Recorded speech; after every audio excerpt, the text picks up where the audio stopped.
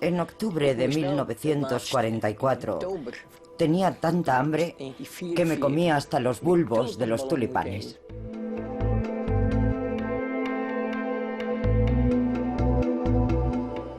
El hambre no puede afectar a los genes,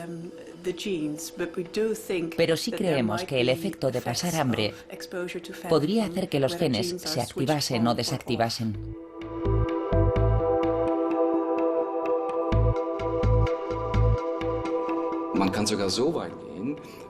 Creo que se puede afirmar que la dieta y la actividad enzimática influyen enormemente en la activación o desactivación de los genes.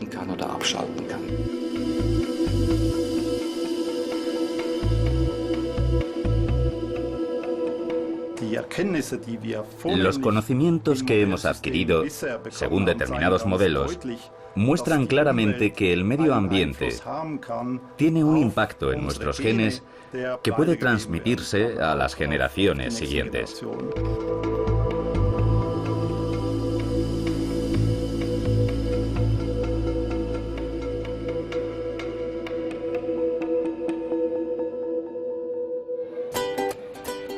Todo el mundo sabe que la comida y la bebida son necesarias para la mente y el cuerpo, pero la mayoría de nosotros no sabemos en qué medida afectan a nuestra apariencia y a nuestro comportamiento. La comida no solo nos sacia, sino que afecta a nuestros genes. Esta ciencia relativamente nueva se llama epigenética, que significa además de la genética, y estudia cómo funciona todo esto.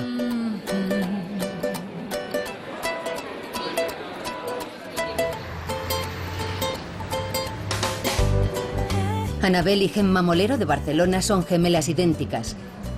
Tienen exactamente los mismos genes, por eso son ideales para averiguar los cambios que los humanos experimentan durante su vida en función de sus hábitos.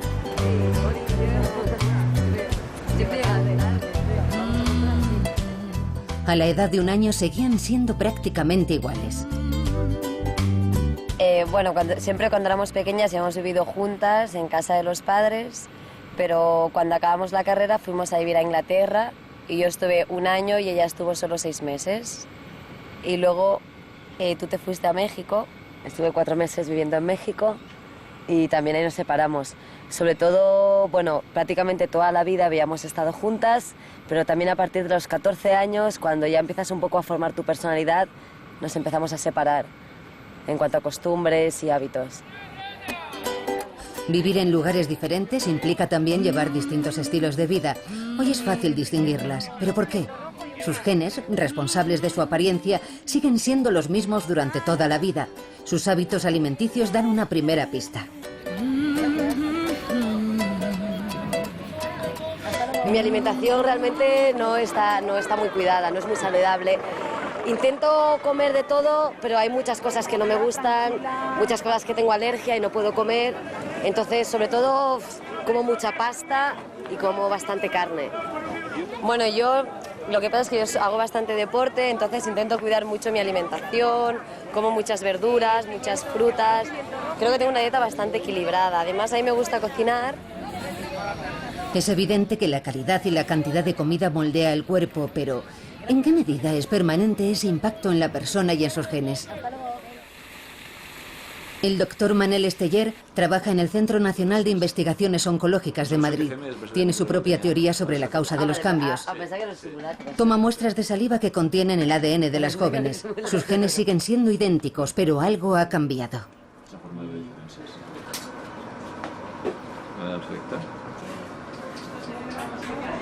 Con esto os tomaremos las huellas y sabremos si sois hermanas o no.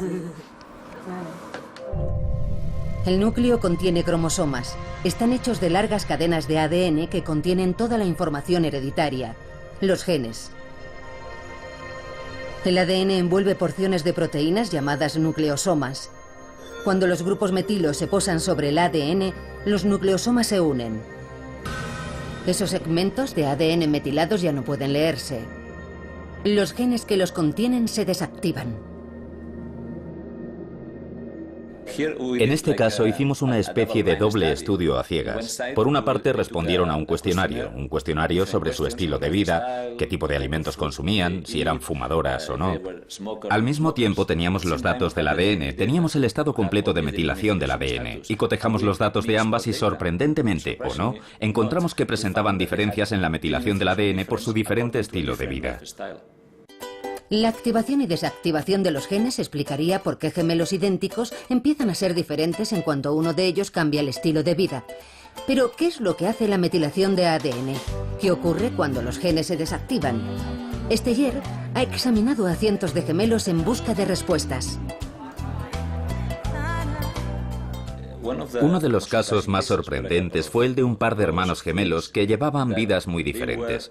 Uno padecía varias enfermedades y vivía en una gran ciudad, y el otro en un pueblo pequeño y estaba sano. Y para la epigenética eran como personas distintas, como si ya no fueran gemelos desde un punto de vista epigenético, aunque la genética era la misma.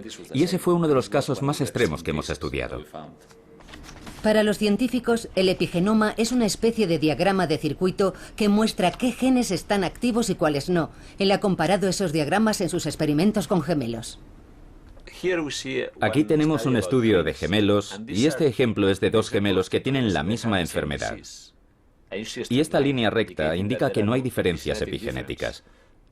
Estos gemelos tienen enfermedades diferentes y todos estos puntos que vemos aquí fuera de la línea recta indican que hay alteraciones epigenéticas. Estos gemelos tienen enfermedades distintas. Con un tratamiento adecuado, todos los puntos negativos aparecen otra vez en una línea recta, lo que indica que la epigenética puede cambiarse con los medicamentos adecuados. ¿Qué causa los cambios epigenéticos? ¿Qué hace que nuestros genes se desactiven o empiecen a funcionar de repente? La causa principal pueden ser los alimentos de los que extraemos los componentes básicos que nuestro cuerpo necesita y también las bebidas o venenos como el alcohol. Incluso los materiales sintéticos que tocamos o el tabaquismo juegan un importante papel. Los rayos ultravioleta del sol y las hormonas del estrés tienen una influencia epigenética. Las influencias de nuestro estilo de vida son básicamente lo que activa y desactiva nuestros genes y nos hacen lo que somos.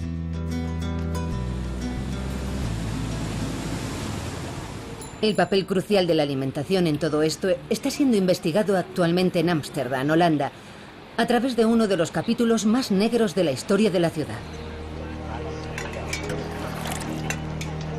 En el invierno de 1944-45, las fuerzas alemanas de ocupación bloquearon el suministro de alimentos como castigo a los holandeses. De pronto se quedaron sin apenas comida. Murieron miles de personas.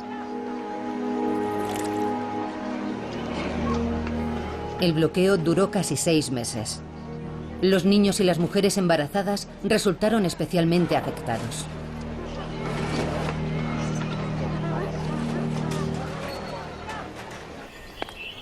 La doctora Tessa Roseboom está examinando a las mujeres que estaban embarazadas en aquella época. Quiere investigar los efectos a largo plazo de su malnutrición. Lois Hoes es una de ellas. Cuando la jovial anciana de 87 años sirve hoy la comida, es difícil imaginar qué era para ella esperar horas y horas para comer cuando estaba embarazada, hasta que empieza a relatarnos cómo fue el parto.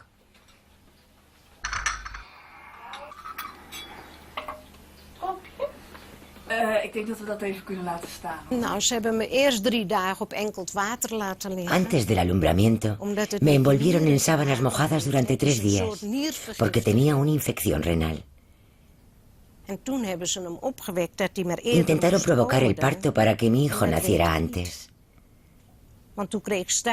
Las contracciones eran muy fuertes y tuvieron que atarme porque daba golpes a causa del dolor. Durante unos cuantos días estuve ciega y no podía hablar. La lengua me colgaba por aquí. Eso es todo lo que recuerdo. Fue horrible.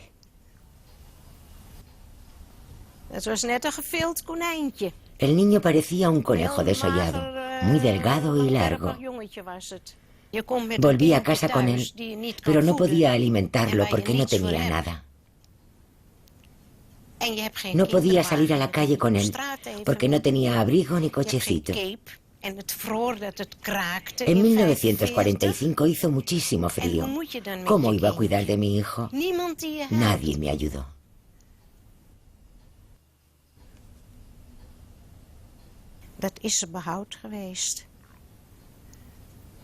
Es terrible tener que desprenderte de tu propio hijo.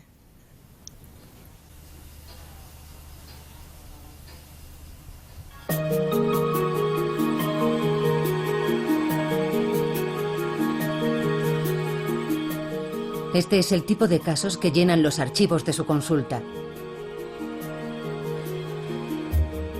Las llamadas telefónicas y los meses que ha pasado revisando documentos le han dado la oportunidad de realizar un estudio único.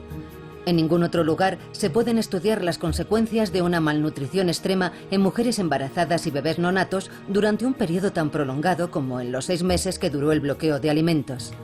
Cientos de mujeres de diferentes extractos sociales y sus hijos resultaron igualmente afectados. Todas dieron a luz en el Hospital Wilhelmina. Tenemos el registro de los nacimientos de niños nacidos en Ámsterdam, en el Hospital Wilhelmina, en la época de la hambruna, antes, durante y después de la hambruna, y los hemos seguido hasta la madurez. Hemos estudiado su estado de salud y los hemos comparado con quienes sufrieron hambre durante el embarazo y con los que nacieron antes o fueron concebidos después de la hambruna. Roseboom ha dado con varias generaciones de la familia Fafiani. La científica ha interrogado durante horas a madre e hija sobre el invierno de la hambruna y las décadas siguientes.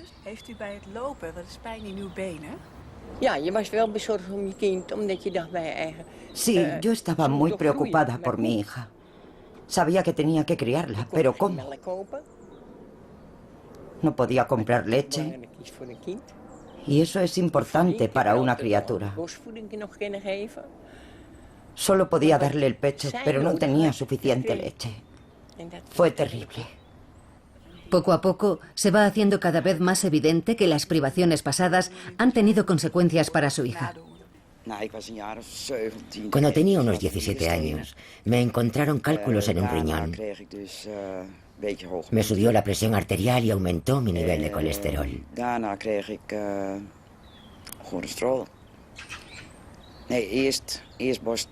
No, primero tuve cáncer de mama y luego me subió el colesterol. Toda mi vida he tenido problemas de salud.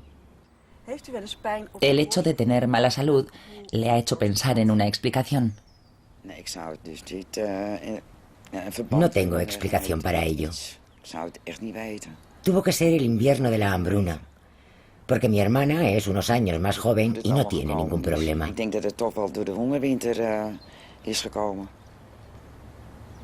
Ni mi hermano tampoco.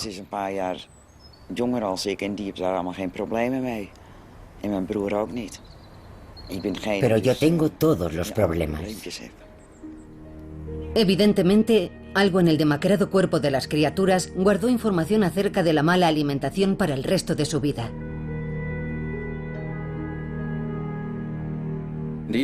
Lo interesante fue observar que las personas que nacen con poco peso, que son pequeñas al nacer, tienen un riesgo muy alto, más alto de desarrollar enfermedades durante su vida, como la diabetes tipo 2 y enfermedades cardiovasculares. A esto lo llamamos enfermedades del adulto programadas por el medio ambiente.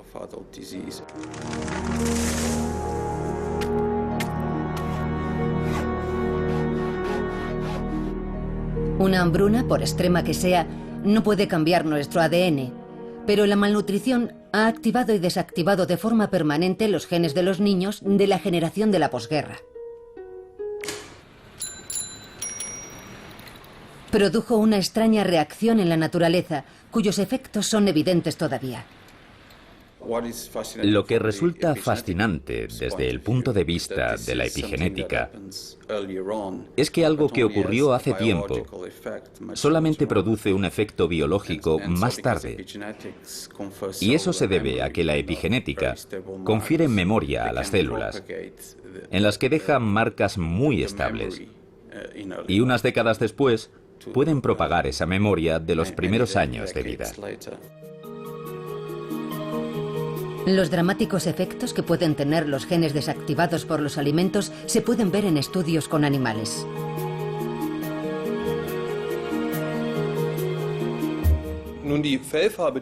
Estos animales son genéticamente idénticos, pero puedo cambiar el color de su piel si, por ejemplo, añado más productos de soja a su dieta. Las hormonas de la soja hacen que cambien los genes responsables del color, de la piel o del pelaje. ¿Pero pueden estos resultados en los ratones ser transferidos a los humanos? ¿Los alimentos que consumimos a diario pueden afectar en una medida semejante a nuestros genes?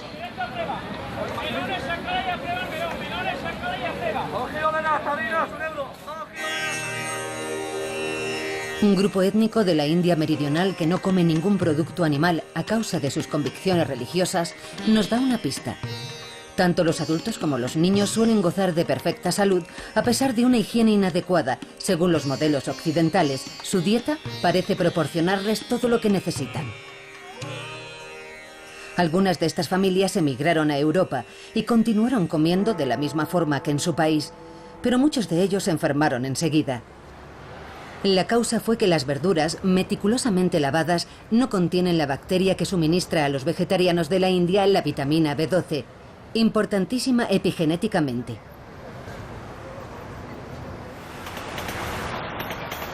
Otro fenómeno epigenético se descubrió en Japón y se conoce como la paradoja japonesa. A pesar de ser una sociedad industrializada y muy activa, el país tiene una incidencia más baja de cáncer que otros países similares. La solución al enigma era el té verde. Esta infusión está tan extendida en Japón que su consumo reduce muy significativamente la estadística de casos de cáncer. Si las hojas frescas de té se hierven en agua, se obtiene un producto químico único. Esa sustancia reactiva cierto gen que suele volverse inactivo con la edad.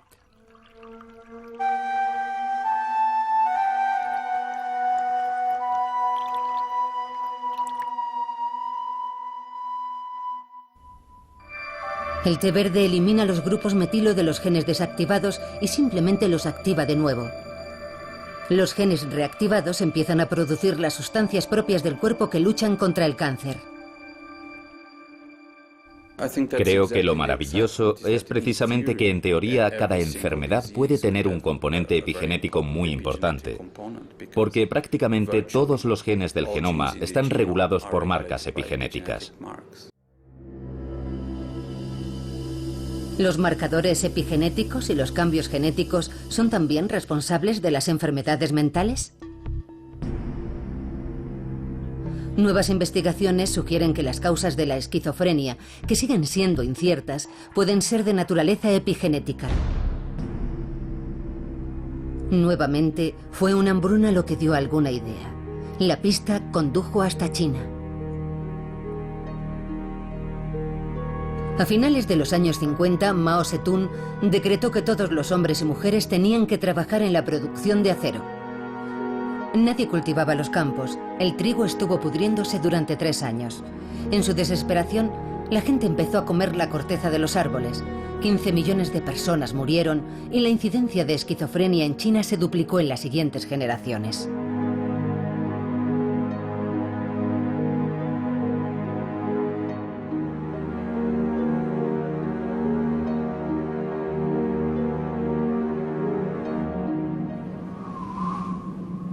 Esta situación concuerda con un estudio hecho en Dinamarca. Los niños nacidos durante los meses de verano sufren esquizofrenia con mucha menos frecuencia que los nacidos en invierno, porque la calidad de la comida es peor en invierno. Se necesitan alimentos con un alto contenido de grupos metilo. Pueden ser folatos, que contienen las berenjenas y las judías, por ejemplo. Si como esos alimentos, las enzimas que pueden liberar metil permanecen activas. Conocemos la conexión entre la metilación y la actividad genética. Incluso podemos llegar a decir que por medio de los alimentos que consumimos podemos regular en gran medida la actividad enzimática o incluso anular o activar ciertos genes. Nuestros cuerpos renuevan constantemente sus células mediante la división celular. Ninguna parte de nuestro cuerpo tiene más de 7 años. Los materiales para esta obra de construcción de toda una vida provienen de lo que comemos. Para dividirse, las células tienen que realizar una inimaginable proeza. Nuestro ADN contiene 3.200 millones de pares de bases. Si esta división celular tarda en producirse 24 horas, nuestras células tienen que mover más de 44.000 pares de bases al lugar correcto cada segundo. Si las células no tienen todo el material de construcción necesario a causa de la malnutrición, pueden producirse errores y se pierde información. Los desórdenes alimenticios como la bulimia hace mucho tiempo que forman parte de la sociedad moderna, pero incluso las modelos que pasan hambre para mantenerse delgadas querrán tener hijos un día. ¿Qué ocurre si todos los materiales de construcción que necesitan las células para desarrollarse correctamente en el útero, como el ácido fólico y la vitamina B12, no están disponibles porque la madre vomita continuamente durante el embarazo?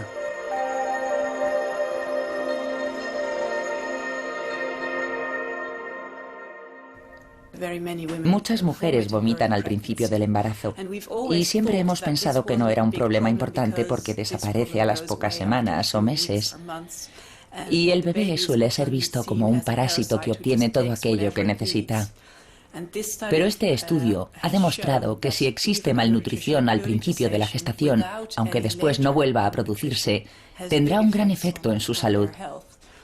Así que actualmente estamos estudiando a mujeres que sufren de náuseas extremas y vómitos durante el principio del embarazo e intentamos averiguar si sus hijos son menos sanos. Y si es así, ¿cómo podemos ayudar a esas mujeres con una alimentación extra durante los primeros meses de la gestación? ¿Cómo pudo desarrollarse la vida en la Tierra a partir de la interacción de los elementos? ¿Cómo evolucionaron los organismos unicelulares en la diversidad de especies que tenemos hoy? ¿Y cómo puede adaptarse la vida al peligro de los constantes y repentinos cambios? Son algunos de los grandes misterios de la vida. Mientras no tengamos las respuestas, solo podemos verlo como un milagro que hay que investigar. Las leyes de la evolución, con sus instrumentos de mutación y selección, ofrecen una explicación solo parcial a este milagro. La epigenética puede funcionar a una escala mucho más rápida, activando y desactivando genes en una sola generación. Permite respuestas más ágiles frente a los cambios ambientales. La epigenética se ha convertido rápidamente en el boom de la ciencia biológica. Por ello, los científicos de la Red de Excelencia del Epigenoma se han reunido en Madrid para intercambiar los resultados de sus últimas investigaciones. Reina un ambiente de euforia. Es realmente extraordinario. Y es tan extraordinario porque es algo que la gente puede cambiar y debe cambiar. Se trata básicamente de cómo el ambiente influye en nuestro genoma. Y el hecho de que el entorno ambiental influya en la forma de trabajar de nuestros genes es de vital importancia para todo el mundo. Y esta es la parte negativa. Estamos ante una nueva generación que ha crecido con un sentido muy desarrollado de la importancia de su dieta. Los resultados de las investigaciones de los epigenetistas evidencian científicamente el motivo por el cual algunos alimentos estaban muy bien considerados antiguamente. El aceite de hígado de bacalao y el pescado activan en invierno los genes que producen anticuerpos. Algunas frutas de verano previenen el crecimiento incontrolado de las células, el cáncer. Los viejos maestros inmortalizaron algunos de los alimentos más activos desde el punto de vista epigenético, sin ser siquiera conscientes de ello. La primera en sospechar el poder curativo del brécol fue Catalina de Medici, reina de Francia. La salud de los 10 hijos que engendró era muy frágil y algunos murieron muy jóvenes. Catalina hizo traer plantas de brécol de Italia, su país natal, y a partir de entonces todos sus hijos sobrevivieron. La epigenética plantea la vieja cuestión de si nuestro ADN contiene toda la información que determina nuestro desarrollo. ¿Es suficiente conocer nuestra secuencia de ADN? Las publicaciones actuales más destacadas, como el mapa del genoma humano y algunos modelos de otros organismos, nos demuestran que conocer el ADN no es suficiente. La secuencia del ADN humano contiene más de 3.000 millones de letras y más de 25.000 genes. Sin embargo, esa información no basta para decir: esta célula es una célula madre, esta es una célula vieja o esta es una célula enferma. No es suficiente. Mediante la activación y desactivación de los genes, los cromosomas pueden presentar diferentes combinaciones de genes activos. Eso significa que existe un segundo nivel de información, nuestro epigenoma, una estratagema bioquímica que consigue cosas increíbles con nuestro compacto ADN.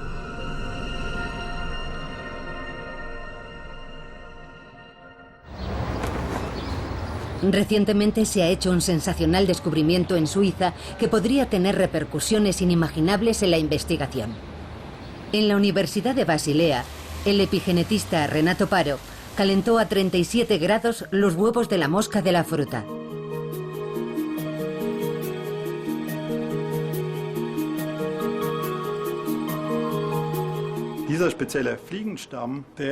Estas moscas cambian el color de sus ojos de blanco a rojo cuando aumenta la temperatura. Si exponemos los embriones al calor, las moscas nacen con los ojos rojos.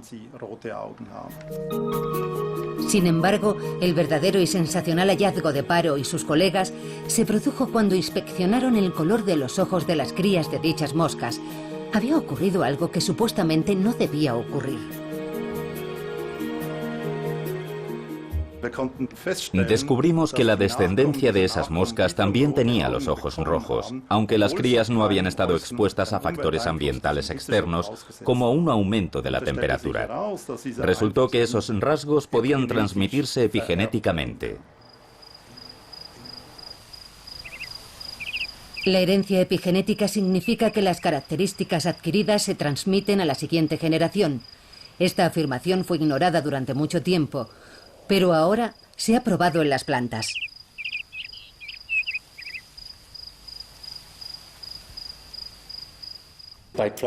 Tenemos varios ejemplos en plantas en los que las características epigenéticas se han transmitido a las generaciones siguientes.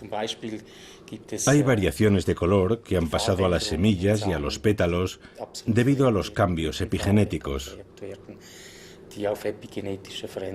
Creo que la epigenética permite reacciones rápidas y si los cambios son beneficiosos para las plantas, pueden ser transmitidos. Se han descrito un buen número de procesos epigenéticos en las plantas y estamos averiguando que los mismos mecanismos funcionan en animales. La impronta genómica fue descrita en plantas a principios de la década de 1970. Y 10 años después fue hallada en ratones. Las características adquiridas pueden, por lo tanto, transmitirse, una afirmación que fue considerada un disparate durante mucho tiempo. ¿Funciona también en los seres humanos?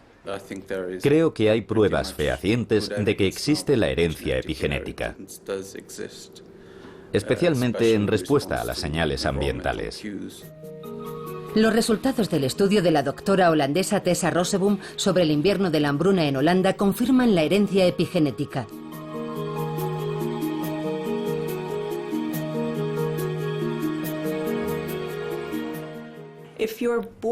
Los bebés que nacen en lugares con una climatología extrema serán muy eficientes procesando los alimentos. Y si siguen una dieta típicamente occidental, al ser tan eficientes, almacenan una gran cantidad de grasas en los tejidos y también en las arterias. Y cada vez son más propensos a sufrir ataques cardíacos, por ejemplo. La doctora Rosseboom ha examinado las pruebas realizadas a voluntarios en busca de cambios epigenéticos heredados.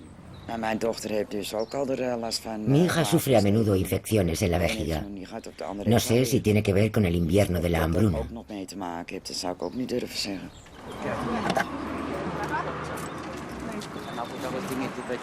La doctora quiere comprobarlo por sí misma. Quiere conocer a la hija que trabaja en un jardín de infancia cercano. Hola. A primera vista, es una persona saludable. Al ser preguntada por la científica, habla de otros trastornos además de los problemas de vejiga. Me gusta montar a caballo, pero este año me ha salido un sarpullido. Al principio pensé que era por la paja y el heno, pero luego he averiguado que tengo alergia al polen. La hija de la señora Fafiani dice que tiene alergia. Y eso concuerda perfectamente con nuestros resultados hallados en los niños que se vieron expuestos a la hambruna mientras se encontraban en el útero de sus madres. Por lo general padecen más enfermedades y tienen una salud más precaria. Y concretamente suelen padecer a menudo alergias, exactamente como ella nos ha dicho. Eso significaría que pasamos no solo nuestros genes de generación en generación, sino también nuestra información epigenética. Un dato inquietante en algunos casos.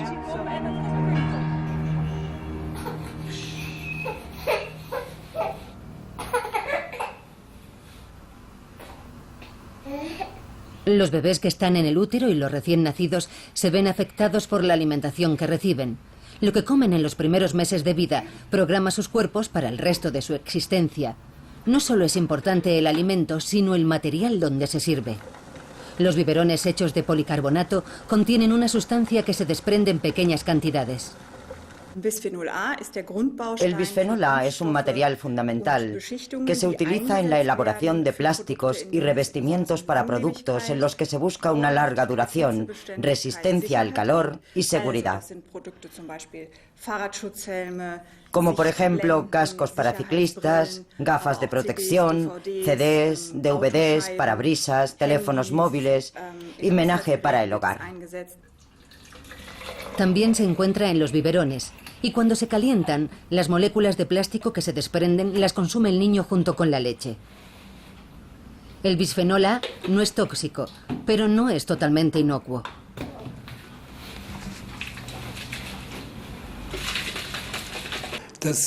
El Instituto de Evaluación de Riesgos de Alemania Federal lleva mucho tiempo estudiando el bisfenol A, ya que es un producto muy importante de la industria química. Sabemos que esta sustancia no es tóxica ni cancerígena, pero es capaz de producir efectos similares a los de las hormonas.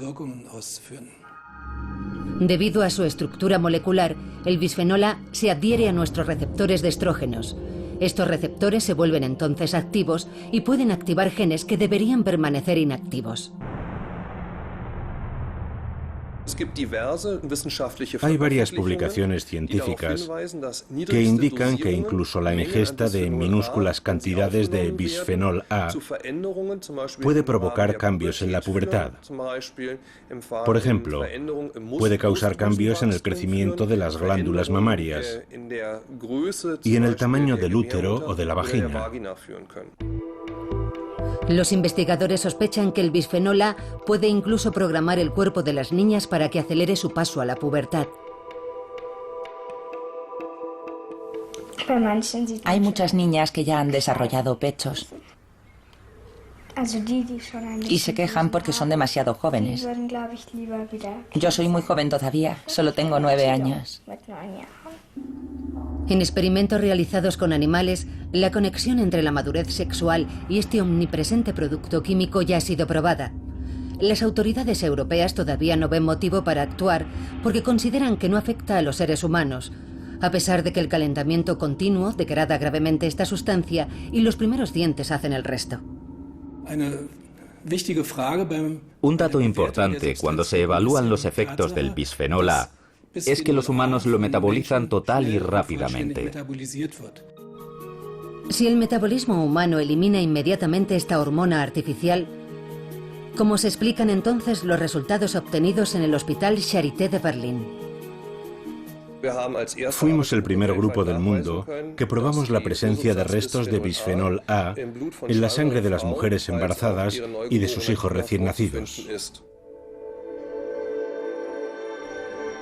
Los genes se activan y desactivan durante la etapa fetal, preparando a los futuros recién nacidos lo mejor posible para la vida.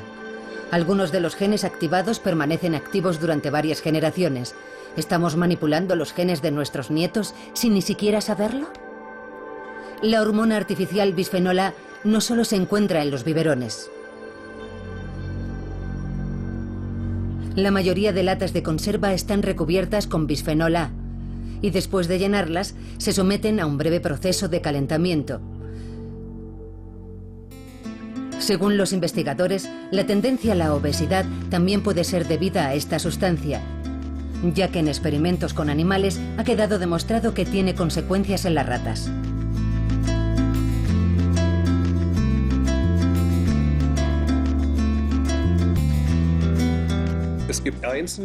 Existen estudios basados en experimentos con animales que indican que el bisfenol A puede influir en la producción de células grasas y por consiguiente en el peso. El estudio de Schoenfelder y otros 160 documentos advierten de los riesgos del bisfenol A. Las compañías fabricantes de plásticos han encargado estudios muy exhaustivos basándose en un patrón específico. En ellos se dice que el bisfenol A es totalmente inofensivo.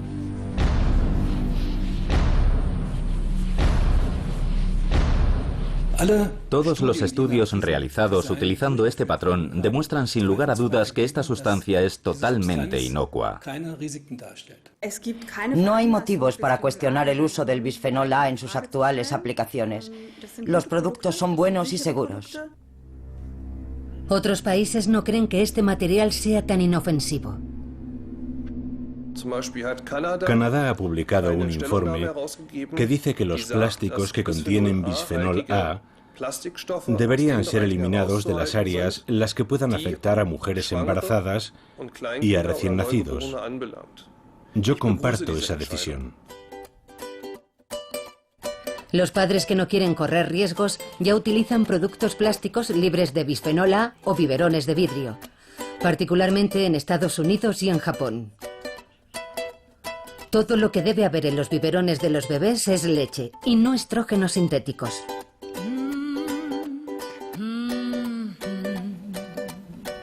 Lo que comemos influye en nuestra salud, a veces para el resto de nuestra vida. Por eso la dieta de las mujeres embarazadas y de los niños es tan importante. Solo que es ahora cuando empezamos a entender su verdadera trascendencia. La epigenética comenzó estudiando el cáncer, pero ahora sabemos que es aplicable a otras enfermedades y desórdenes mentales, como por ejemplo el Alzheimer o las enfermedades cardiovasculares.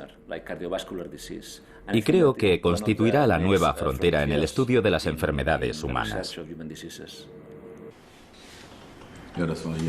Nuestro tracto digestivo es una zona que suele verse afectada por tumores cancerosos.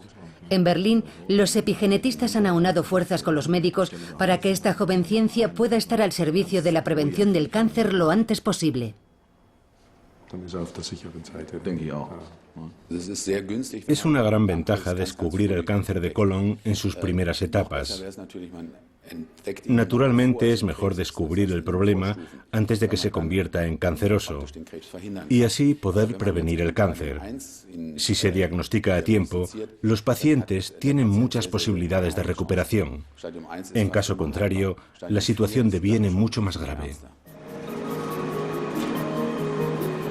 Para prevenir estados irreversibles, se ha desarrollado un nuevo procedimiento en Berlín. Basta con un análisis de sangre convencional. El ADN de los pacientes se extrae entonces del plasma sanguíneo.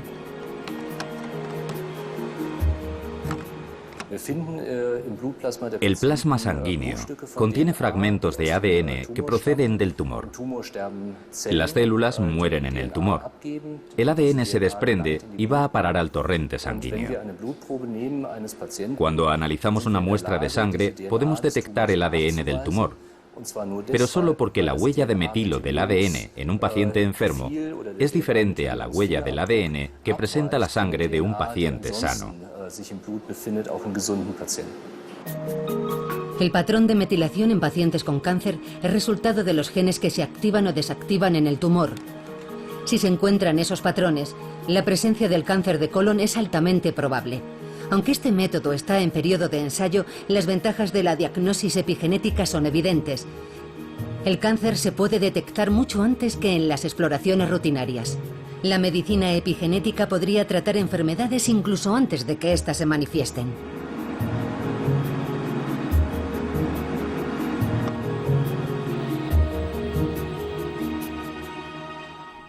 Una dieta adecuada puede prevenir lo peor.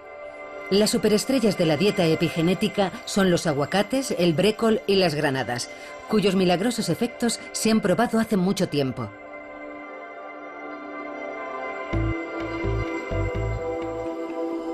La lechuga, los cereales y las verduras de hoja verde son fuentes importantes de ácido fólico, una sustancia que juega un papel crucial en la metilación de los genes. Nuestros genes también agradecen alimentos del libro de cocina de las abuelas, como las judías y el hígado. El mejor consejo es una dieta equilibrada, porque alimentamos también a las futuras generaciones.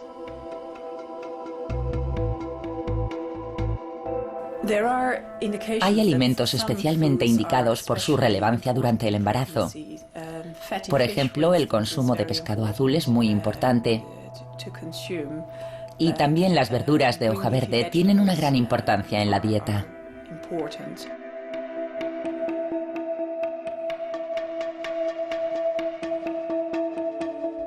No podemos culpar totalmente a nuestros genes de nuestro comportamiento o de nuestras enfermedades. Nosotros también tenemos cierta responsabilidad. Podemos cambiar cómo se manifiestan esos genes gracias a la epigenética. Y eso está relacionado con nuestra conducta y la forma en que nos exponemos a los diferentes carcinógenos o a las diferentes sustancias ambientales.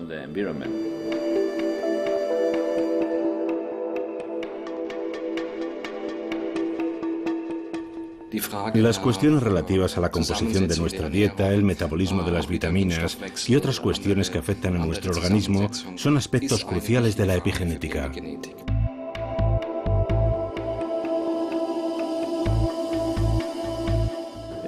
En el futuro seremos capaces de entender bien su funcionamiento. Y sabiendo cómo funciona, podremos prevenir muchas enfermedades. Los pacientes con cáncer podrían beneficiarse especialmente de la eficacia de la medicación epigenética. Al ser los cambios epigenéticos menos inmutables que los genéticos, gracias a la epigenética, podremos encontrar sustancias que nos permitan revertir nuevamente esos cambios epigenéticos. El viejo dicho "somos lo que comemos" ha resultado ser cierto. Activamos y desactivamos nuestros genes en función de nuestra dieta. Mediante los alimentos controlamos nuestra apariencia, nuestra conducta y nuestra salud, a veces para toda nuestra vida, e incluso la de las futuras generaciones.